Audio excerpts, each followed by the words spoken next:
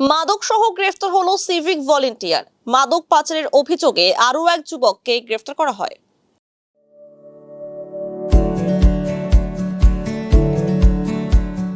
Pampered, not just a hospital, but a mother. জানা গিয়েছে, নকশালবাড়ি থানার এক সিভিক ভলেন্টিয়ারকে মাদক সহ ধরে এসএসপি। গতকাল রাতে বাইক নিয়ে মাদক নিয়ে নকশালবাড়ি থেকে পানি ট্যাঙ্কির দিকে যাচ্ছিল দুই যুবক। গোপন সূত্রে খবর পেয়ে নকশালবাড়ির বেঙ্গাইজোতে বাইকটি আটক করে এসএসপি। আটক বাইকে থাকা দুজনের হেফাজত থেকে 234 গ্রাম মরফিন উদ্ধার করেছে এসএসপি। পরে নকশালবাড়ি পুলিশের হাতে তুলে দেয় এসএসপি। ধৃতরা হলো শ্যামলাল সিংহ, নকশালবাড়ির মাল্লাবাড়ি, এবং সহদেব বর্মন, নকশালবাড়ির কমলাজোতের বাসিন্দা।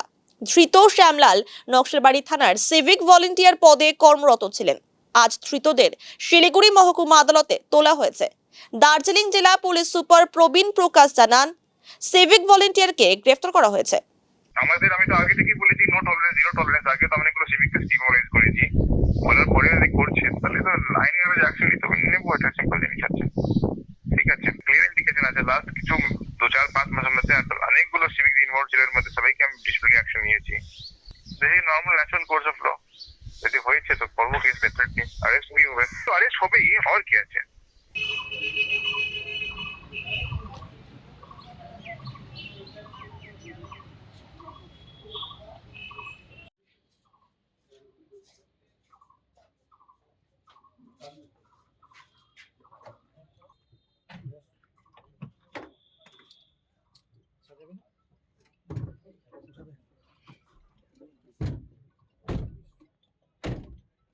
এখানে কি আছে? ড্রাইভার কি?